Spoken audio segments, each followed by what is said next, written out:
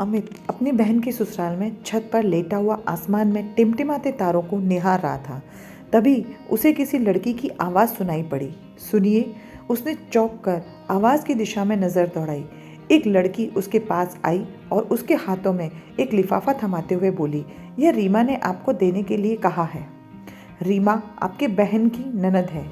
यह कहते हुए वह लड़की तेजी से सीढ़ियाँ उतरती चली गई। कुछ देर तक तो उसे कुछ समझ नहीं आया कि वह क्या करे। फिर उसने धीरे से लिफाफे को खोलकर लेटर को पढ़ना शुरू किया। मेरे प्रिय अमित जी, मैं आपसे बहुत बहुत बहुत प्यार करती हूँ। मैं आपसे इतना प्यार करती हूँ कि बता नहीं सकती। आप बस इतना समझ लीजिए कि मैंने अपना तन मन आपके नाम कर दिया है।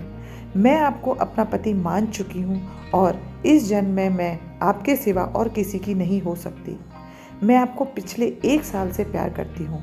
1 साल पहले जब हमारे घर के लोग आपकी बहन को देखने आए थे, तभी से मैंने हर पल यही इंतज़ार किया है कि कब ये शादी होगी और कब आपको देखूंगी। और अब आपको देखने के बाद ऐसा लगता है कि एक पल भी आपके बिना नहीं रह सकती हूँ। अमित जी, पता नहीं आप मेरी बात पर विश्वास करेंगे या नहीं, लेकिन एक बात पर विश्वास जरूर कीजिएगा कि अगर आपने मेरा प्यार स्वीकार नहीं किया तो मैं जहर खाकर अपनी जान दे दूंगी। अब फैसला आपके हाथ में है। आपकी रीमा। लेटर को पढ़ने के बाद अमित सोच में पड़ गया कि अब क्या करें और क्या ना करें, क्योंकि एक तरफ लड़की के प्रेम और विश्वास के टूटने का डर था, तो दूसरी तरफ अपनी बहन की शादीशुदा जिंदगी में जहर घुलने का डर था। अब उसकी आंखों में नींद कहाँ थी। वह रात भर सोचता रहा, लेकिन किसी नतीजे पर नहीं पहुंच सका। अगले दिन सुबह अपने घर वापस आ गया। कुछ दिनों के बाद उसका फिर अंजलि के ससुराल जाना हुआ। अमित के आने से अंजलि बहुत खुश थी, लेकिन उससे भी ज़्यादा खुश थी रीमा। रीमा खाना लेकर खुद अमित के पास चली आई। तभी अमित ने जेब से पत्र निकाला और रीमा की तरफ बढ़ा दिया। रीमा ने पत्र को मोड़कर अपनी मुट्ठी में दबाया और वहां से चली गई। कुछ समय के बाद अमित ने देखा कि रीमा काफ़ी उदास और गंभीर लग रही थी, तो उसने धीमे से मुस्कुराते हुए पूछा, क्या बात है? रीमा ने कोई जवाब नहीं दिया। उसने अमित के हाथ में एक चिट्ठी थमाई और चुपचाप चली गई। अमित ने पत्र को पॉकेट में डाला और वापस घर जाने के लिए तैयार होने चला गया। फिर वह उसके आने तक कभी भी नज़र नहीं आई। अमित घर पहुंचते ही चिट्ठी निकालकर पढ़ने लगा। प्रिय अमित जी, आप ये क्या कह रहे हैं कि मैं गरीब घर का हूँ और आप अमीर घर की? अगर आप मेरे साथ देंगे तो मैं आपके साथ एक झोपड़पट्टी में भी खुश रहूँगी। और रही बात शादी की, तो मेरी नानी और मम्मी आपको बहुत पसंद करती हैं। वे तो कहती हैं कि मेरी शादी आप ही के साथ होगी, इसलिए आप इसकी चिंता मत कीजिए, बस मेरे प्यार को अपना लो। अमित की रीमा और रीमा के अमित जी। चिट्ठी खत्म करके अमित ने एक गहरी सांस ली और बिस्तर पर लेट गया। उसने महसूस किया कि उसके दिल के बंजर जमीन पर उस लड़की के मासूम मोहब्बत के अंकुर फूटने लगे थे। अब उसे भी धीरे धीरे रीमा से प्यार होने लगा था। खैर, इसी तरह धीरे धीरे उनका प्यार बढ़ता ही चला गया। वे दोनों जब भी मिलते एक दूसरे को चिट्ठियों के द्वारा अपने दिल का हाल जरूर बताते। अमित कभी कभार अंजलि के घर भी चला जाता। प्यार की एक अलग दुनिया में खोए उन प्रेमियों को शायद पता नहीं था कि उनकी प्रेम कहानी एक दर्द भरी दास्तान बनने वाली है। अमित खुले दिल वाला लड़का था, इसलिए उसने अपनी माँ से रीमा के बारे में बता दिया, लेकिन रीमा ने अपने प्यार की बात अपने घर वालों से छुपा रखी थी। अमित ने कई बार कहा कि वह अपने घर वालों को सब कुछ बता दे, लेकिन वह शायद उनसे अपने प्यार की बात करने में डरती थी। एक दिन रिया का फोन आया। वो रो रही थी। क्या हुआ? क्यों रो रही हो? आप जल्दी से जल्दी घर चले आइए, यहाँ बहुत प्रॉब्लम हो गई है। क्या हुआ रीमा जी, कुछ बताओ तो सही। रीमा के आंसू अमित का दिल दुखा रहे थे। मम्मी पापा को हमारे प्यार के बारे में सब कुछ पता चल गया है। वे लोग बहुत गुस्से से हैं। लेकिन कैसे? अमित परेशान हो गया। आपने मुझे जो लव लेटर लिखे थे उन्हें मैंने बेड के नीचे छिपा रखा था, लेकिन पता नहीं कैसे वे पापा के हाथ लग गए। मैं तो कब से आपको कह रहा हूँ उन्हें हमारे प्यार के बारे में बता दीजिए, लेकिन आपको तो कुछ समझ ही नहीं आता, अमित ने नाराज होते हुए कहा। अब मैं आपको अपनी मजबूरी कैसे समझाऊं कि मेरे अंदर इतनी हिम्मत नहीं है कि मैं उनसे अपने प्यार के बारे में बता सकूं। आप प्लीज़ कुछ करो। अगर इन्होंने मेरी शादी किसी और से करने की कोशिश की तो मैं जहर खा लूँगी। अच्छा ठीक है, मैं जल्दी कुछ करता हूँ। और हाँ, आप प्लीज़ रोइए मत, क्योंकि मैं आपके आंसू बर्दाश्त नहीं कर सकता।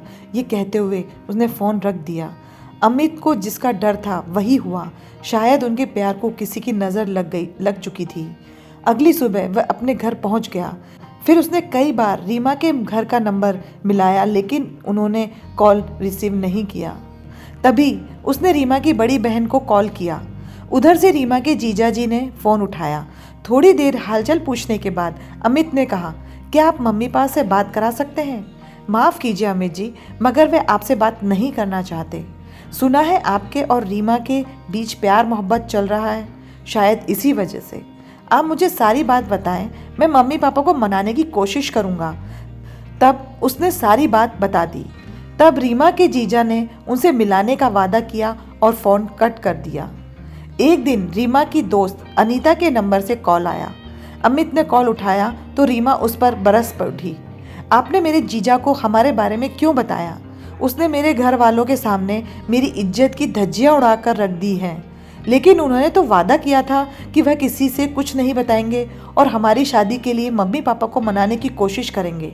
अमित ने सफाई दी। बस हमारे और आपके बीच में सब कुछ खत्म हो गया।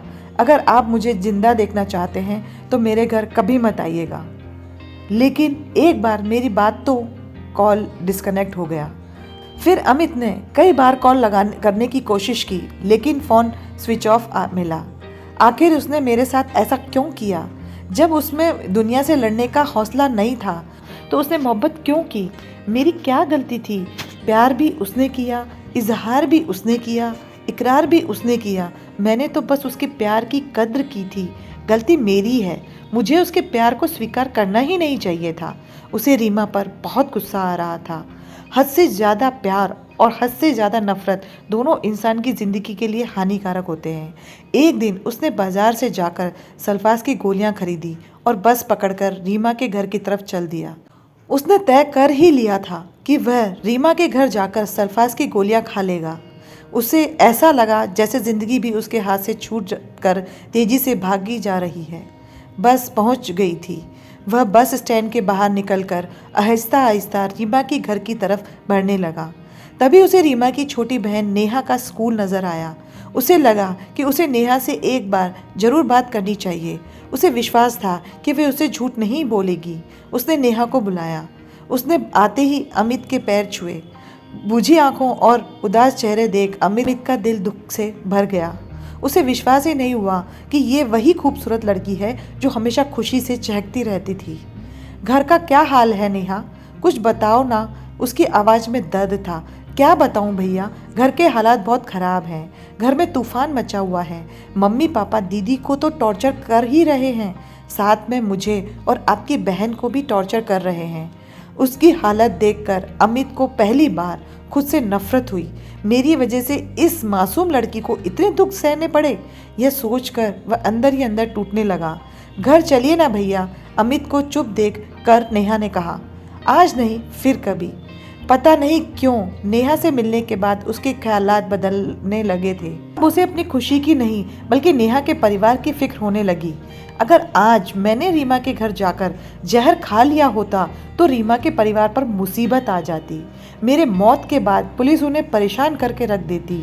मेरी बहन अंजलि का बसा बसाया घर उजड़ जाता। रीमा की बड़ी बदनामी होगी और रीमा अपनी बदनामी बर्दाश्त नहीं कर पाएगी। हो सकता है बदनामी के डर से वह आत्महत्या भी कर ले। तभी उसकी अंतर आत्मा से एक आवाज़ आई, नहीं अमित नहीं, तू ऐसा नहीं कर सकता। तुम्हें इन सब की खुशियों के बदले अपनी खुशियों की कुर्बानी देनी ही होगी। अब वह अंतिम निर्णय पर पहुंच चुका था। उसने जेब से सल्फास की गोलियां निकाली और नफरत से देखते हुए उसे दूर फेंक दिया। सच्ची मोहब्बत जीवन लेती नहीं है, जीवन देती है। धड़ाम आवाज़ आई। बिस्तर से नीचे गिरते ही उसकी यादों और ख्वाबों के बीच का डोर टूट गई।